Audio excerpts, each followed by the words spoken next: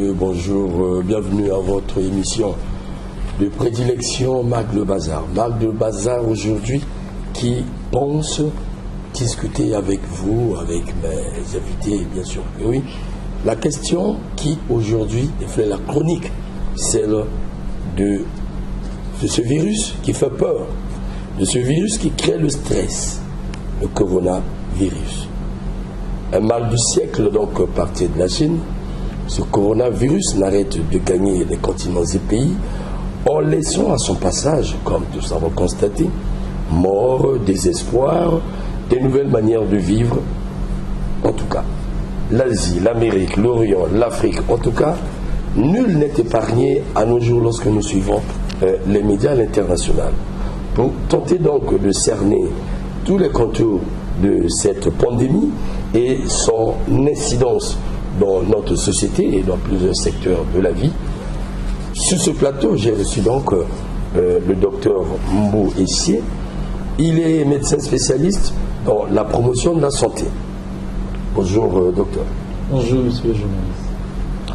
À côté de moi, monsieur Constant Barapéa, qui n'est plus à présenter, mais cette fois-ci, je vous rappelle qu'il est anthropologue. Donc il aura une part de sa contribution en matière anthropologique. Donc l'anthropologue fera une lecture de cette pandémie. Voilà, en milieu congolais bien sûr. Il faut rappeler que Constant Barapéa est politologue et anthropologue. Socio-anthropologue. Voilà. Il y a également notre cher ami de tous les jours, le journaliste économiste Alphonse Ndongo, qui va certainement nous faire une lecture économique des incidences de ce coronavirus. Bonjour, chers invités. Bonjour. Bonjour. Alors, le thème n'est pas habituel en tout cas. Le thème n'est pas habituel à ce plateau qui a pour certains une vocation politique. Aujourd'hui, il est question qu'on aborde le coronavirus. C'est question d'édifier l'opinion qui s'informe à travers les réseaux sociaux, à travers la rue. Et étant donné que c'est notre mission, j'ai voulu bien vous inviter à ce plateau pour que nos efforts convergent dans ce sens afin d'éclairer les Congolais à propos. Alors, je commencerai par le docteur Darius. Vous êtes du domaine de la santé. Alors, quoi donc le coronavirus? Merci, monsieur le journaliste. Tel que dit par vous, le coronavirus est un virus. C'est un virus qui est appelé corona simplement par sa forme, puisque au microscope électronique, on le voit avec des protubérances tout autour de lui, comme s'il portait une couronne. C'est toute une famille de virus qui sévissent de temps en temps. Il y en a eu une épidémie d'un premier type de cette famille-là, le SARS-CoV-1, dans la même partie de l'Asie du Sud-Est, c'est-à-dire la Chine. C'est un virus qui provoque une maladie, qui attaque le système respiratoire, donc qui se manifeste par les signes qu'on va décrire plus tard. Et c'est une maladie qui s'exprime actuellement sous le mode d'une pandémie. Donc nous avons une augmentation rapide des nouveaux cas, mais cette fois-ci un peu partout sur les 5 continents, en étant parti d'un point de la planète qui est identifié comme la Chine. Voilà ce que je peux vous dire d'entrée de jeu. Alors, Constant Barapéa, tu es connecté avec l'actualité mondiale. Quelle lecture présentement fais-tu du coronavirus? Bon, D'abord, merci. brièvement. Je salue mes co-panélistes et puis nos téléspectateurs. Comme tout le monde, j'ai pris l'apparition de ce virus à travers les médias. Et puis, au fur et à mesure que ça a apparu en Chine, on a vu comment ça s'est propagé dans le monde, dans le seul continent. Et puis, ça arrive en Afrique.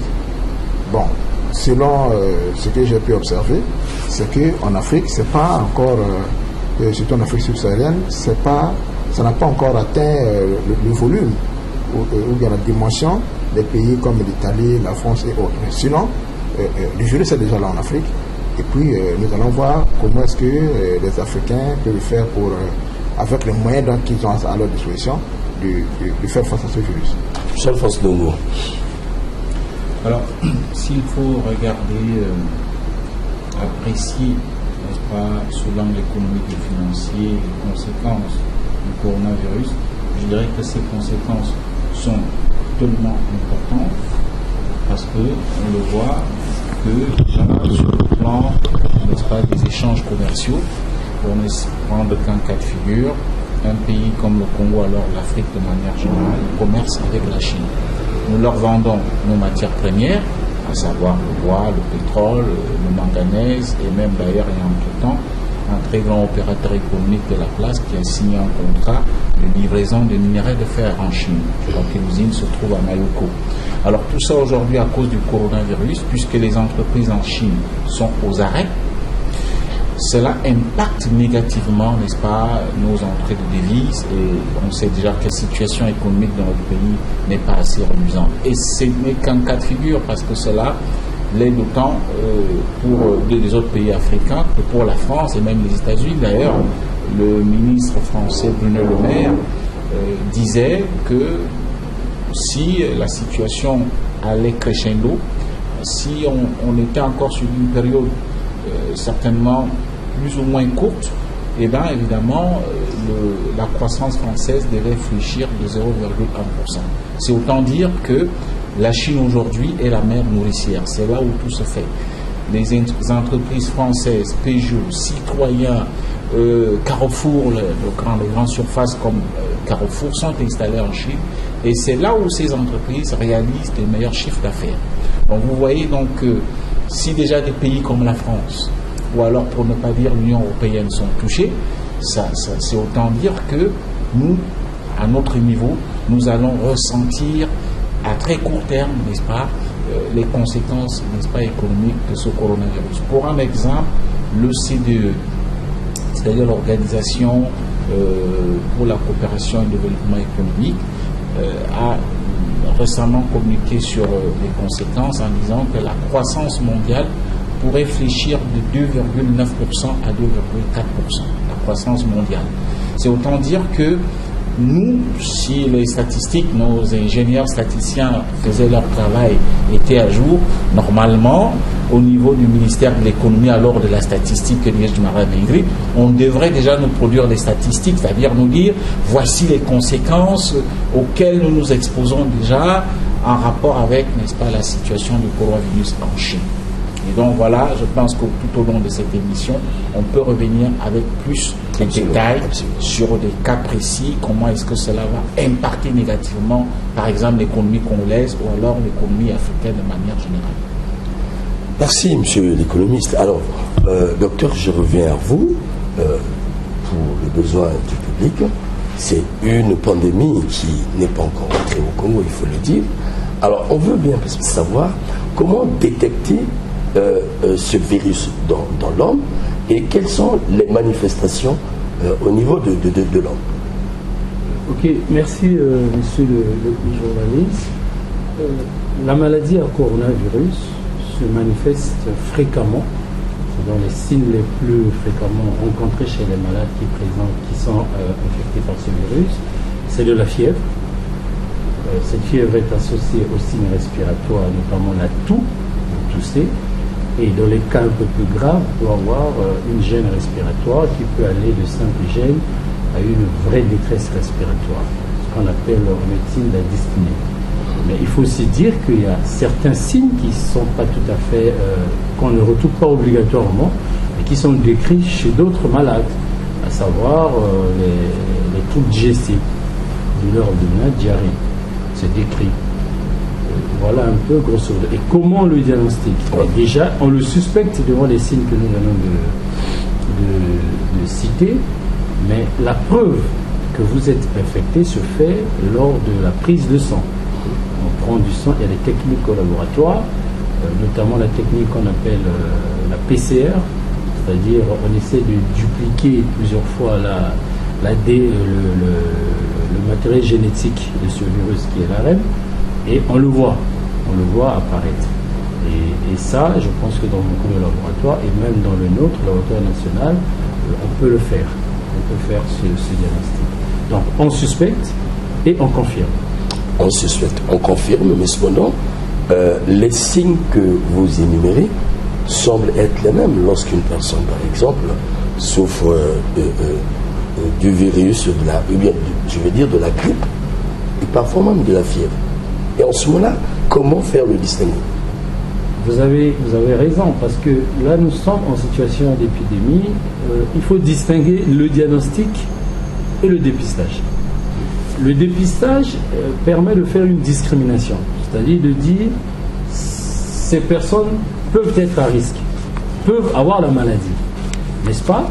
Et quand on les prend, donc on les dépiste à partir de ces signes. Mais le diagnostic, lui, il est posé par des examens plus poussés. Le médecin va faire l'interrogatoire pour rechercher d'autres facteurs de risque. Par exemple, vous n'avez pas été en contact avec une personne qui vient d'une zone à risque. Le médecin va plus se pencher vers une grippe, peut-être une grippe ordinaire qui se complique. Après, il va demander des examens complémentaires en rapport avec la détection du virus. Parce que quand on fait l'examen PCR, ce sont des clones du virus qu'on va voir. Et donc, le dépistage se fait à travers les signes, donc on vous met de côté, mais le diagnostic se fera avec une confirmation biologique. Votre question est la bienvenue parce que vous l'avez dit, mais finalement, on va se méfier de tous les gens qui ont ces signes-là. Absolument. Mais oui, et même les patients peuvent s'embrouiller. C'est une attitude responsable. Il faut se méfier des patients qui présentent ces symptômes-là, n'est-ce pas? Donc, quand je dis se méfier, ce n'est pas les discriminer, mais les prendre en charge. Ne pas faire comme si, ah non, ça peut être une simple grippe, mais ça peut ne pas être une simple grippe. C'est pour ça que dans la démarche de la définition des cas, à ne pas confondre avec la confirmation diagnostique, la définition des cas, on vous aligne un certain nombre de signes facilement reconnaissables par le personnel de santé et la population, de telle sorte à discriminer, n'est-ce pas? Discriminer pas dans le sens de priver les droits. Priver les droits, de séparer de ce qui est suspect, de ce qui n'est pas suspect. Voilà. Merci Doc. Alors, nous allons partir du côté de la régie pour suivre un jeune Congolais qui est en Chine et qui se trouve en fait dans ce cadre. Et pour mesurer un peu la manière de vie là-bas et dans quelles circonstances et dans quelles conditions se trouve l'individu, surtout l'étranger congolais.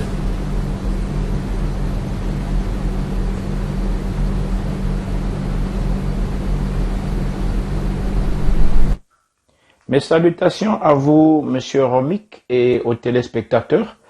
Je suis le docteur Frédéric Ghislain Bakala. Mon point de vue concernant la situation qui est en train de sévir la capitale de Wuhan dans la République populaire de Chine concernant le coronavirus. La situation est dramatique et dramatique. Et nous comptons à nos jours plus de 800 et quelques morts. Cela signifie que le gouvernement chinois est en train de manifester, est en train de réellement souffrir pour vraiment contrôler la situation. Alors, nous savons que dans la capitale de Wuhan, nous avons nos jeunes compatriotes, des jeunes étudiants congolais qui ont bénéficié de la bourse d'études en Chine. Et selon les informations qui me sont parvenues, le gouvernement a pu débloquer une somme de 200 millions pour prendre soin des étudiants là-bas, leur ravitaillement pendant la période de quarantaine. Maintenant, il se pose aussi la question s'il faut repatrier les enfants et les jeunes étudiants au pays. Alors, posons-nous d'abord la question, est-ce que le Congo est doté des équipements médicaux adéquats pour réellement assurer la période de quarantaine des jeunes étudiants jusqu'à leur rétablissement complet? Alors, et les mettre dans une situation où ils pouvant réellement être pris en charge dans les conditions médicales requises. On rejoint à présent en direct depuis Wuhan Boris Ongo. Boris, merci d'être avec nous. Vous êtes étudiant en architecture à Wuhan. Évidemment, la première question est évidente. Comme on l'a vu dans ce reportage, les images sont assez impressionnantes. Comment décrire la vie pour vous actuellement à Wuhan? La vie actuellement à Wuhan est vraiment si chaotique. La situation actuellement à Wuhan, elle est vraiment si critique. Donc, nous étudiants, nous sommes en quarantaine depuis janvier 2003.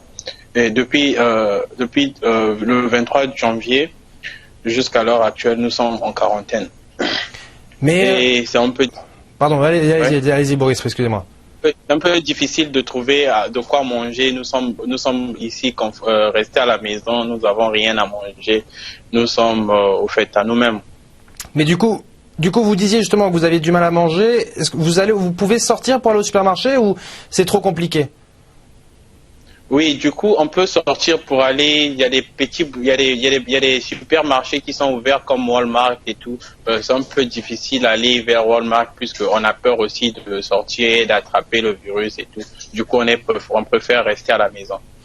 Boris, le gouvernement congolais a décidé de ne pas vous rapatrier. Du coup, forcément, si vous pouviez adresser un message aujourd'hui au président Sassou Nguesso et au gouvernement congolais, que serait-il? Oui, nous demandons au gouvernement congolais d'essayer de revoir sur ce plan-là, puisque la situation elle est vraiment si mauvaise ici. On est en train de voir les gens contaminés dans les écoles et tout. Le virus existe, c'est vraiment un fait réel. Donc, nous demandons au président de la République et au gouvernement d'essayer de revoir sur le propos du rapatriement des Congolais sur le sol chinois. Boris Ongo, merci beaucoup pour toutes ces précisions. Vous étiez en direct pour nous depuis Wuhan et surtout, bon courage pour la suite de cette épidémie. Une autre question est... Alors, chers téléspectateurs, c'était le premier témoignage, c'était celui d'un jeune Congolais qui réside en Afrique du Sud, qui suit de près la question, et qui suit de près la vie des étudiants congolais là-bas également. Et enfin, c'était l'échange entre un confrère de la BBC avec un jeune étudiant congolais qui habite le centre même de l'épidémie à Wuhan. Alors, Alphonse, tu es économiste. En passant, entre-temps, le gouvernement congolais avait promis aider financièrement ces jeunes en quarantaine. Je crois, ça fait, si je parle de janvier jusqu'à aujourd'hui, ils sont presque dans 3 mois, ils vont en quarantaine, les banques ne fonctionnent pas. On aurait ouï dire, les banques ne fonctionnent pas. Les parents ont du mal à envoyer de l'argent aux enfants. Alors, comment vous, en tant qu'économiste, pouvez-vous, en tant que citoyen congolais, comment pouvez-vous analyser la question de ces jeunes qui sont partis en études mais qui sont en quarantaine? Revenez ou restez là-bas?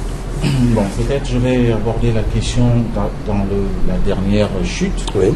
Je pense quand même qu'on entretient de très bonnes relations avec la Chine. Ce n'est plus à démontrer.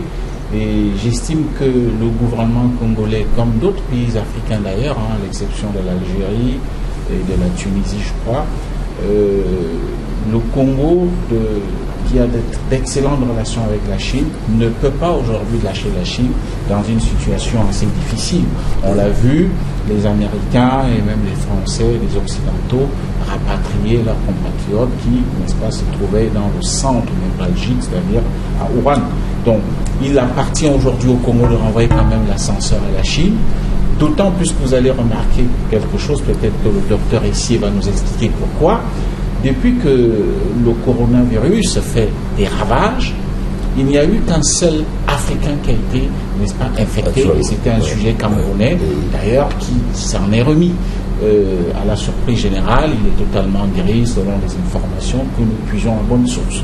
Et vous verrez que chaque fois qu'on parle du coronavirus en Afrique, ce sont des Européens, enfin des étrangers, mais pour l'instant, il n'y a pas encore des gens à la peau noire. C'est pas autant dire que les Noirs sont immunisés contre la maladie. Peut-être le médecin ici va nous expliquer pourquoi les Africains résistent mieux à la maladie. Donc, pour moi, le Congo a bien fait. Ça peut faire certainement mal à certains parents qui sont en alerte et qui subissent, n'est-ce pas, le flux d'informations des médias qui parlent, n'est-ce pas, de cette situation presque à tout instant. Mais j'estime, dans l'intérêt des relations que nous avons avec la Chine, ce n'est pas le moment de lâcher la Chine. Et c'est pourquoi le gouvernement congolais l'a compté en envoyant 200 millions de francs CFA. D'ailleurs, je vais rectifier quelque chose. Moi, je suis en contact avec des gens qui sont en Chine. Les banques fonctionnent, même si ce n'est pas un service régulier, mais il y a un service minimum. Il y a même le Western Union qui fonctionne en Chine. Il y a les distributeurs automatiques qui fonctionnent.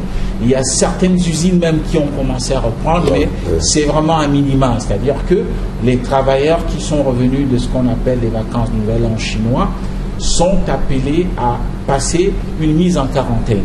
Une fois qu'on constate qu'il n'y a pas de danger, on a effectué les examens, et bien certaines usines, j'ai dit des petites usines familiales, sont en train de reprendre. Donc, ce n'est pas vraiment le déluge où on pense que même l'argent ne peut pas envoyer en Chine. Et cet argent que le gouvernement congolais a envoyé, certainement c'est pour aussi soutenir l'État chinois. Parce que dans les universités, dans les campus, d'après ce que j'ai eu dire, c'est que ce sont des universités, c'est-à-dire le réfectoire d'université qui approvisionne de temps en temps des étudiants étrangers et même des Chinois. Donc si le gouvernement apporte cette contribution, il faut peut-être parfois expliquer, parce qu'il y en a qui pensent que une fois l'argent envoyé, on va en distribuer à chacun. Donc il s'agit de soutenir, n'est-ce pas, déjà la logistique qui est mise sur place. Est-ce qu'il faut encore des masques? Est-ce qu'il faut certaines choses? Est-ce que je pense que c'est à ce niveau que cela se suit? Et c'est les services consulaires, nos services consulaires, notamment l'ambassadeur qui est basé à Beijing, qui doit, n'est-ce pas, savoir comment gérer cette manne. Parce que souvent, lorsqu'on dit on a envoyé 200 millions, ça donne l'impression qu'on a réglé les problèmes de tous les étudiants et donc il y a eu de l'argent, on devrait en distribuer à tout le monde. Il faut parfois bien expliquer. Donc, moi, je pense que s'il faut répondre à cette préoccupation, voilà la réponse qu'on est tenté, n'est-ce pas, d'apporter sur ce plateau. Merci vraiment pour cette lumière. Je sais aussi que Alphonse Ndongo est vraiment connecté avec la Chine. Oui, il va souvent, il faut le dire. Alors, rappelez, il y a les enfants qui sont, les jeunes Congolais qui sont là-bas. Ça crée le stress au niveau des parents. Et lorsque les parents congolais voient les d'autres pays sortir les leurs, ça suscite un peu de soucis. Voilà. Faut-il les rapatrier ou pas? Voilà la question que se posent les parents. Et à supposer qu'on ne trouve pas une solution, on ne trouve pas un remède à ce virus, quel est l'avenir de ces enfants? Il faut le dire. Voilà ce que mijotent les parents. Bon, mais les parents ont bel et bien le droit de s'inquiéter du sort de leur enfant. Mais ils n'ont pas la solution. Et puis ils n'ont pas des éléments techniques d'appréciation s'il faut les rapatrier ou pas.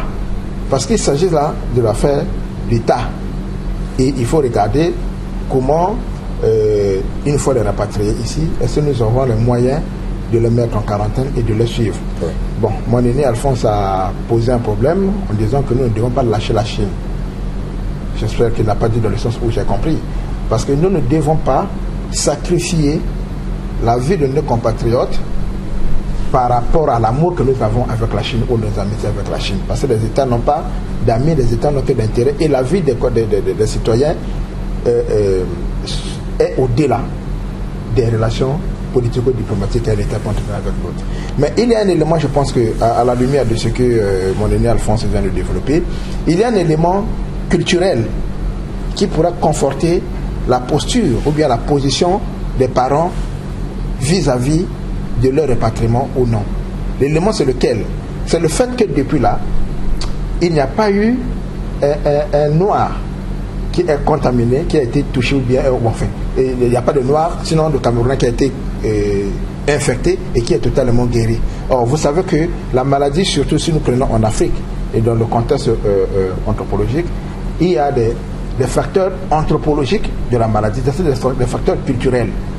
Et à partir du moment où on se rend compte que jusqu'ici, en tout cas, même le cas du Nigeria ou le cas de la Tunisie et autres, ce sont les Italiens et les Français qui sont arrivés, même le Sénégal, c'est les Français qui sont arrivés, ça peut donner un élément de confort moral et psychologique pour dire que, ben, écoutez, cette maladie ne touche pas des Noirs.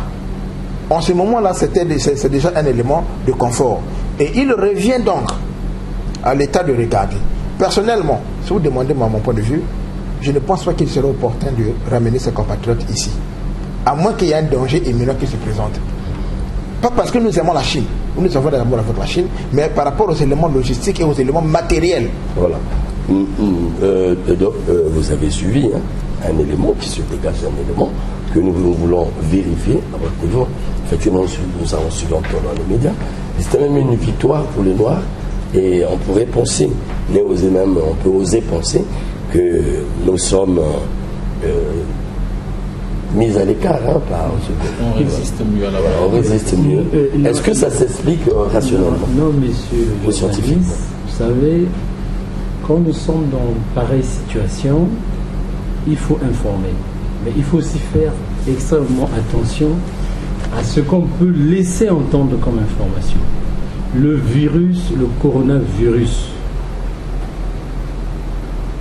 actuel, celui qu'on appelle le Covid-19, n'a pas un tropisme racial. On ne peut pas dire que le noir a des gènes qui font qu'il résiste mieux au virus. C'est faux. C'est faux. Et ça, il faut faire extrêmement attention. C'est pas question de mélanine. Ce n'est pas question de mélanine.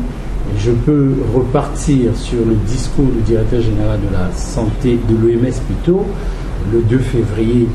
Il tirait l'attention sur la nécessité qu'il y ait des solidarités quand les pays à faible système de santé seront inquiétés ou atteints, y compris les nôtres. Nos pays. Disons, il parlait des pays africains. Ah, absolument. Le virus ne s'arrête pas aux portes de la peau noire. C'est faux. Le virus, évidemment, l'épidémie commence en Chine, l'épicentre. Jusqu'aujourd'hui, on ne sait pas le mécanisme par lequel le virus a quitté son supposé réservoir naturel qui est la chauve-souris, parce que ce virus-là est identique avec des virus qu'on trouve chez la chauve-souris, notamment le bat coronavirus. Comment il est arrivé chez l'homme? Ce maillon-là n'est pas encore jusqu'aujourd'hui. On essaie de trouver l'autre intermédiaire. Parce qu'à Wuhan, les gens ne consomment pas les chauves-souris. Donc il n'est pas parti des chauves-souris à l'homme. Et le pangolin en passant. Le pangolin, ça a été une hypothèse. Mais c'était une erreur des chercheurs qui n'avaient analysé que partiellement le génome du virus qui était trouvé sur le pangolin. Et quand on a fait l'analyse totale, on se rend compte que ce virus qu'on a vu sur le pangolin a des séquences tout à fait différentes de ce qu'est l'homme. Donc on dit ce n'est pas le pangolin. On trouvera peut-être. Si on trouve le patient zéro, ça nous permet de comprendre le mécanisme, donc d'éviter la résurgence d'autres épidémies à coronavirus de type 2 que nous voyons aujourd'hui. Mais pour le moment, l'épidémie, la transmission est maintenant interhumaine, d'homme à homme. Les Chinois sont de race, ils ne sont pas des Caucasiens. Mais pourtant, on est parti de la Chine jusqu'à avoir un foyer comme en Italie. Faisons très attention. Exposés à ce virus dans les mêmes contextes italiens, les Africains vont développer la maladie. Et malheureusement, vous savez que nous avons assez de ce qu'on peut appeler des barrières peut-être culturelles, voilà, à ce que les mesures promotionnelles soient appliquées. Nous aimons les deuils, mais nous aimons l'Église. Donc, si on ajoute en plus, passez-moi le terme, la naïveté de croire que les Africains résistent à ça, mais non. La naïveté, il faut le dire, l'ignorance, le fanatisme aveugle sur certains. On voit les gens sur les réseaux sociaux dire qu'on n'a pas vu des Blancs mourir d'Ebola. Ça, c'est leur vaccin. Et ça, c'est leur virus. Et nous, on gère notre virus. Non. Les Blancs qui ont été exposés à Ebola l'ont contracté. Ils ont été rapatriés chez eux. Ils ont reçu des soins intensifs. Et ils sont sortis. Donc s'il n'y avait pas ces soins, ils mourraient, malgré leur race. Alors, pour revenir à la question de rapatrier ou pas rapatrier, moi je pense que la mesure que le gouvernement avait prise de ne pas rapatrier est une mesure responsable. C'est pas un problème de chauvinisme, c'est pas parce que ce sont des Congolais qu'il faut les faire revenir au Congo pour faire preuve de patriotisme. Déjà, ce sont des sujets, peut-être certains ont été des sujets contacts. Ils doivent passer leur quarantaine là-bas. Pourquoi un virus qui se trouve à des milliers de kilomètres de ceux qui sont ici doit être importé au nom du patriotisme? Vous voyez? Donc, je pense qu'on pouvait les laisser, on les a laissés en Chine. La Chine a des équipements sanitaires capables de détecter et de traiter. Mais les décisions prises par d'autres États européens ou occidentaux de rapatrier leurs ressortissants reposent sur des certitudes qui sont les leurs. Ils sont convaincus que leur système de santé est peut-être meilleur que celui de la Chine, et à cause des dividendes politiques aussi, parce que laisser un compatriote mourir en Chine, mais la question leur sera posée, mais pourquoi on ne l'a pas soigné ici, puisque nous sommes censés avoir les meilleurs hôpitaux? Donc vous voyez, je pense que c'est tout ça qui a motivé cette décision. Mais pour les pays africains, rapatrier des compatriotes qui sont suspects d'être infectés est une mesure qui n'est pas tout à fait responsable. Alors, oui. Je voudrais un peu rebondir sur ce que dit le docteur et même Constant. En fait, le fait pour le Congo de garder nos compatriotes là-bas en Chine ne doit pas seulement vu sous l'angle de la solidarité avec la Chine qui nous a toujours aidés. Mais vous savez, lorsque le coronavirus arrive, les médias occidentaux en font leur gorge chaude, tout simplement aussi parce qu'il y a une guerre économique entre la Chine et les États-Unis. Et alors là, on en profite pour mettre la Chine à genoux, parce que tout ça aussi, c'est ça. Et soit vous avez vu la précipitation avec laquelle les États-Unis, la France et d'autres pays ont commencé à rapatrier leurs compatriotes. Question de montrer que, écoute, faites attention à tout ce qui vient de la Chine. Le coronavirus, ça peut venir par des personnes, ça peut venir par des marchandises. Mais alors, on se rend compte qu'aujourd'hui, en menant, parce que c'était beaucoup plus des visées économiques, à mon avis, pour montrer que, bon, la Chine devrait être un pays infréquentable. Alors, je pense que le Congo, en agissant aussi ici, a voulu montrer que il ne se laissait pas embarquer. Le Congo, comme d'autres pays, le Sénégal aussi dans le même cas, a voulu montrer à la face du monde, enfin surtout à Beijing, qu'on ne se laisse pas embarquer parce que les Occidentaux disent. Parce que c'est aussi derrière tout ça une guerre économique. Aujourd'hui, on sait très bien que c'est la Chine qui en paie le plus lourd tribut sur le plan économique et financier, mais avec des effets d'entraînement aujourd'hui sur l'économie mondiale. Je le disais d'entrée de jeu, avec le taux de croissance mondial qui devrait baisser de 2,9% à 2,4%. Et maintenant, c'est vrai, les téléspectateurs me diront oui. Et en ce qui concerne le Congo, l'essentiel des marchandises, 60% de nos importations, 60% de nos importations, je parle de la chiffre à l'appui, vérification faite au service des douanes à Point-Noir, proviennent de la Chine. Ce sont des produits qui vont de l'électroménager jusqu'au... un peu du tout, quoi. Un peu du tout. Ça vient de la Chine aujourd'hui. Et je vous apprends que les gens qui vont acheter, par exemple, vous verrez que la prochaine rentrée scolaire chez nous sera perturbée, parce que c'est quoi? Tout ce que nous avons comme tenue scolaire et d'autres choses connexes proviennent de la Chine. Absolument. Et les gens vont les commander souvent au mois d'avril. Moi, je suis un habitué d'aller de la Chine et ça fait 2 mois pour que ça arrive, parfois 3 mois. Donc, si vous constatez aujourd'hui c'est impossible d'aller en Chine, alors est-ce qu'on va se ravitailler? Ça devrait poser un véritable problème. Je pense que d'ici à là, il y en a d'ailleurs on va commencer à ressentir, n'est-ce pas, un manque de stock et donc certainement une inflation sur le marché pour certains produits qui proviennent de la Chine. Alors, docteur, parlons traitement. La préoccupation de l'individu, c'est bien là. Est-ce que cette maladie actuellement est traitable, sinon avec quel produit? En tout cas, nous avons suivi sur les réseaux sociaux les appels des Congolais de la diaspora, qui est docteur, qui séjourne à Paris, qui a connaissance, ainsi de suite. Dans ces quartiers, parfois infectés déjà, on appelle les parents à faire le stockage de la chloroquine. Voilà. Aujourd'hui, les Congolais sont dans les marchés, dans les étalages, un peu partout, pour laquelle la chloroquine. Est-ce que la chloroquine est réellement la réponse? Oui, merci, monsieur le journaliste. Vous savez, c'est dans pareilles circonstances aussi qu'on teste, n'est-ce pas, la solidité de nos repères en ce qui concerne la promotion de la santé. Déjà, l'automédication, c'est quelque chose de dangereux, de désastreux. Parlons de la chloroquine. Cette molécule a été introduite en Afrique ici pour traiter le paludisme. En l'espace de quelques décennies, la chloroquinine a connu ce qu'on appelle la chloroquine-résistance. On ne peut plus traiter le paludisme avec la chloroquine. Qu'est-ce qui s'est passé? Les gens ont utilisé la chloroquine comme bon leur semblait. N'est-ce pas? Donc déjà, cette attitude de demander aux gens d'aller s'acheter des molécules au marché ou en pharmacie, c'est de l'automédication, elle est dangereuse.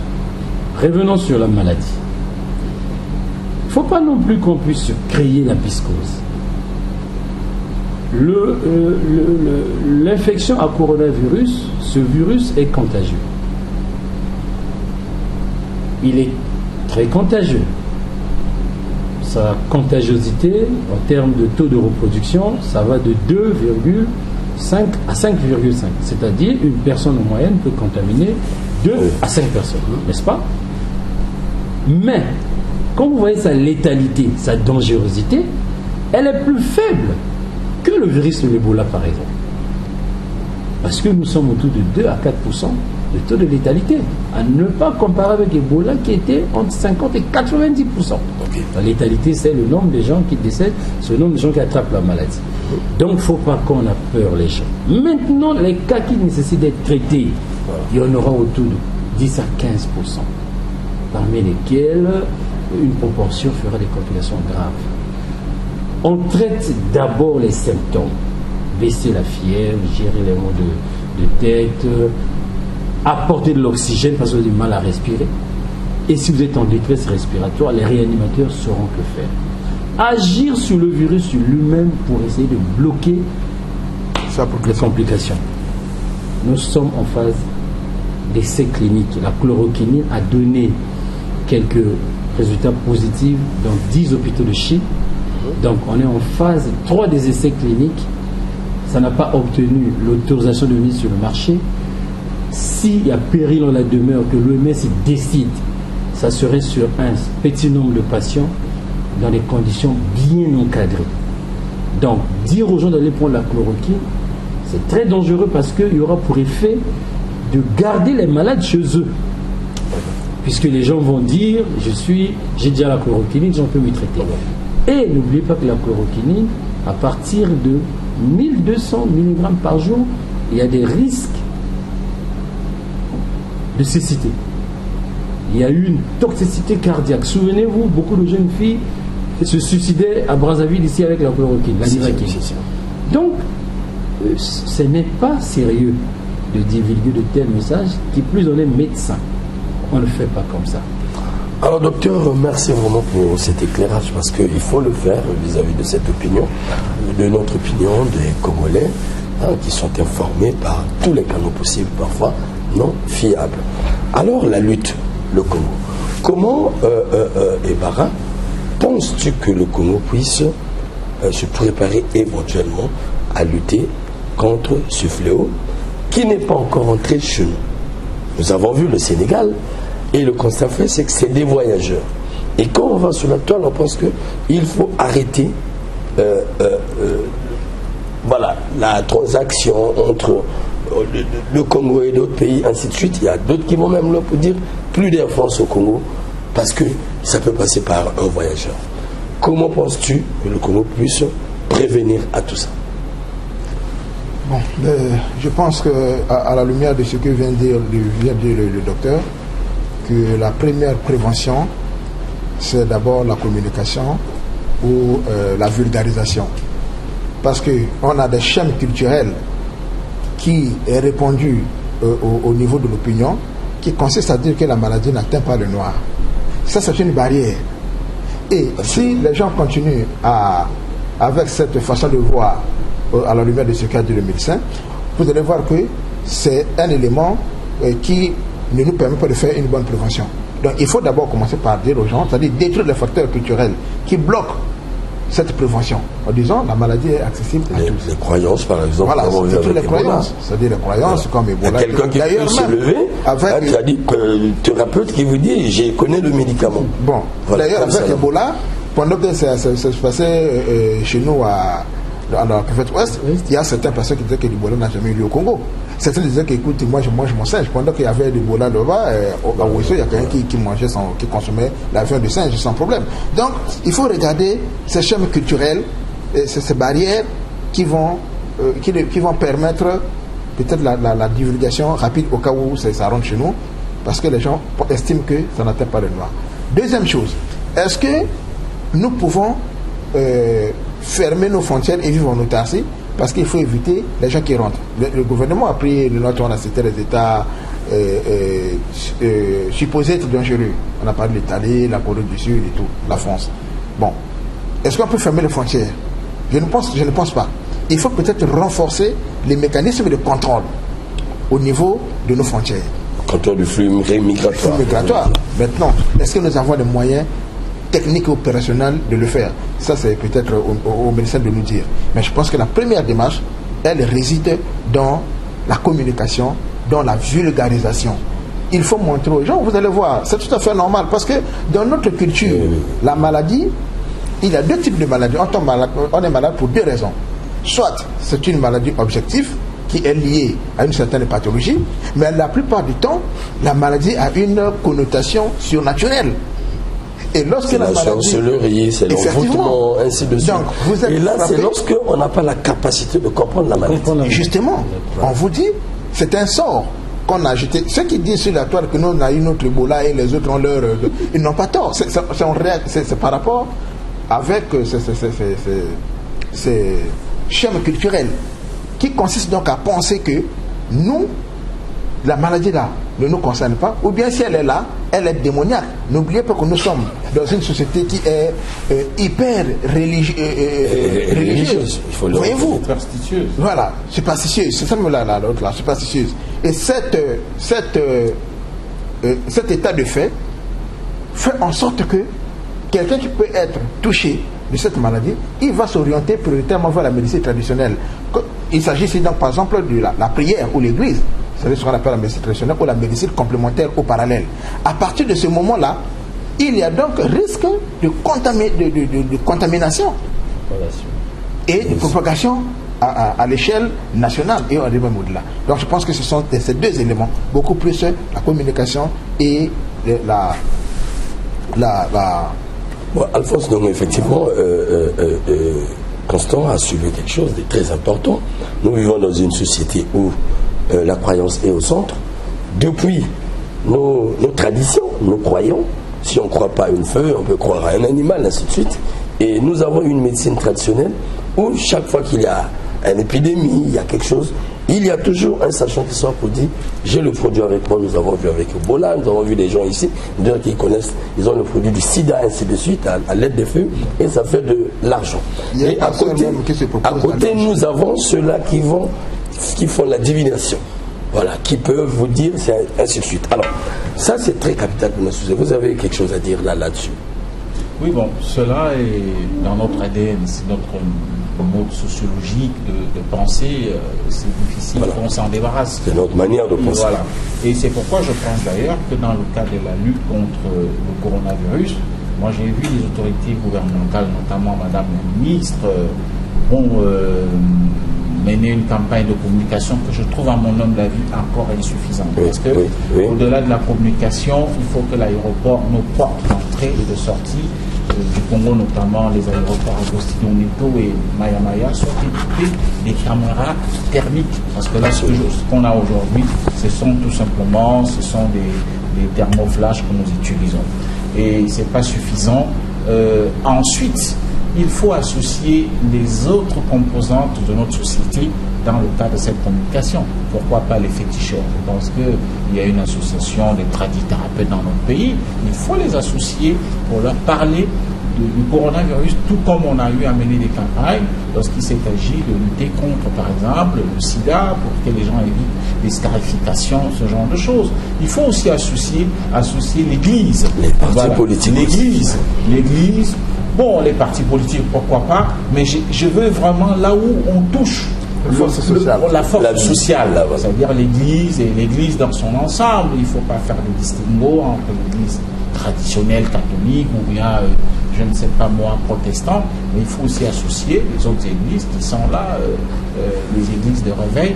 Et je pense que tout ça est important parce que moi j'assiste à quelques cultes, je suis chrétien pratiquant, et vous voyez que les gens se saluent encore la paix du Christ. Cela se fait sans que l'Église même aujourd'hui prenne conscience du fait.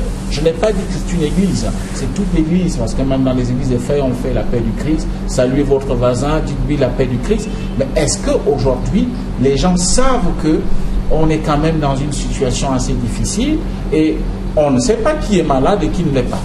On peut bien se dire que oui, il n'y a pas de cas de coronavirus, mais peut-être que parfois dans nos pays africains, quelqu'un en a décédé, en est mort, sans qu'on le sache, et on dit, bon, il avait tout simplement une grippe, et puis bon, voilà, il est mort, et on accuse le sorcier du coin, ou bien l'oncle, puisque c'est dans notre ADN.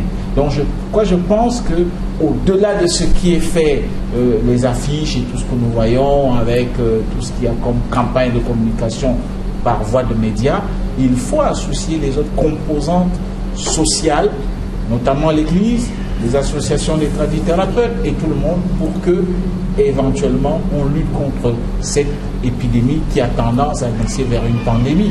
Mais autre chose quand même, je peux bien me poser la question, ça, excusez-moi, c'est une question que tout le monde se pose, c'est pourquoi l'Ebola, le docteur l'a dit tantôt, que le taux de mortalité était plus important, et donc c'était une maladie plus dangereuse que le coronavirus. Mais aujourd'hui, je sens que le coronavirus a pris le dessus sur l'Ebola, qui est réputé une maladie plus dangereuse, parce que le fait même seulement de toucher à quelque chose que quelqu'un atteint d'Ebola lui a touché, vous êtes contaminé. Merci. La nouveauté fait toujours peur parce qu'on ne sait pas. Alors, docteur, vous avez en tout cas à dire à ceux qui nous suivent, parce que vous êtes du domaine. Voilà, oui, pour chuter. Vous savez, il faut que les gens ne soient pas paniqués autrement. C'est une maladie qui est mortelle, parce qu'on peut en mourir. Mais elle n'est pas plus mortelle que les maladies comme Ebola, tout ça. Elle a la facilité de passer d'un individu à l'autre. Donc, ce qu'il faut faire, c'est éviter que cette chaîne-là continue. Chacun de nous est un acteur pour briser, n'est-ce pas, la chaîne de propagation. Il y a la responsabilité gouvernementale, institutionnelle, le ministère de la Santé, nous les cadres de la santé, oui. Mais chaque citoyen est responsable de sa santé. Chaque citoyen doit s'investir. Au lieu que nous attendons, comme on dit, associer le milieu associatif, les ONG, non. Les ONG doivent s'impliquer maintenant, là que nous parlons, que nous sommes encore en phase zéro de la riposte, parce qu'on n'a pas de cas dans nos territoires. Le gouvernement essaie d'empêcher l'introduction en mettant les gens qui viennent des zones à risque en quarantaine. Oui, les caméras thermiques, tu es tout, mais statistiquement, ça n'apporte rien. Parce qu'il y a une phase d'incubation au cours de laquelle vous n'avez aucun signe. La température n'est pas élevée. Donc vous allez passer, 6 jours après, vous aurez la fièvre. Donc la nouveauté scientifique, oui, mais ça ne nous aide pas beaucoup dans le cas du coronavirus. C'est l'homme dans sa vigilance. On met les gens en quarantaine, qui ont le risque, mais entre nous, comportons-nous déjà comme si on était en phase 1. C'est-à-dire que le virus était déjà là. La ministre l'a dit, évitons les gestes qui favorisent la propagation de la maladie. Se serrer les mains, ne pas se laver les mains, lavons-nous les mains, tousser dans le pli du coude. Quand on se sent mal, on met le masque. Quand on est malade, quand on a la fièvre, quand on tousse, on reste chez soi. Et dans les quartiers, les gens doivent être vigilants. Il faut aider les autres à se faire traiter. C'est une façon de se protéger. Nos barrières culturelles, nous les connaissons. Chacun là où il est doit commencer à les agresser. Il faut qu'on dise aux gens qui sont dans les églises, je suis docteur, je suis votre frère en Christ, mais je vous apporte telle information, la maladie peut nous arriver. Voilà. faut qu'on soit prêt. Dès qu'il y aura un cas à Brazzaville, si la ministre dit plus de culte religieux, mais qu'il n'y ait pas de résistance inutile, plus de culte religieux, parce que ça va propager la maladie, n'est-ce pas? Merci bien, docteur. En tout cas, conseil médical, nous sommes arrivés au terme de notre émission. En tout cas, une émission voulue par Marc le Bazar, dont sa mission de sensibiliser, parce qu'effectivement, nous avons le devoir chacun de comprendre ce fléau et d'échanger avec les autres. Le Congo a besoin présentement d'une solidarité forte. Le Congo a besoin d'une grande sensibilisation. Et nous sommes un pays fortement politisé. Et donc l'homme peut utiliser les mêmes stratégies pour communiquer comme nous le faisons pour d'autres, pour le reste des choses du quotidien. En tout cas, je veux bien avoir d'autres personnes sur ce plateau pour continuer à creuser sur ce phénomène ou cette pandémie du coronavirus. J'avais donc reçu sur ce plateau monsieur le docteur Darius Mbouessi. En tout cas, c'est moi qui vous remercie. Merci, monsieur le journaliste. Monsieur le politologue, anthropologue, voilà, Constant Ebarapéa, et Alphonse Nogo, notre ami de tous les jours, l'analyste, en tout cas économique. Au revoir chez vous, à la prochaine fois. Si vous avez des suggestions à faire, allez sur notre mur Facebook pour nous les faire. Au revoir, à la prochaine fois.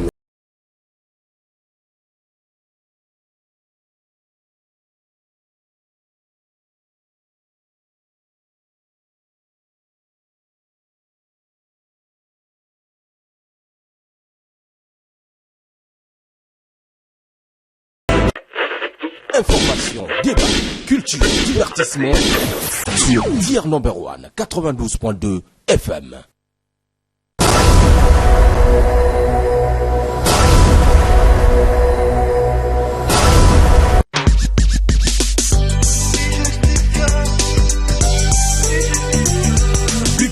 Innocents se retrouvent condamnés, vis-à-vis à leurs droits parce qu'ils sont ignorants. Injusticia vous parle de droits, de ses obligations et de ses devoirs. Injusticia, il ose pas le droit. Injusticia, il vous parle des droits. Il vous parle de vos droits.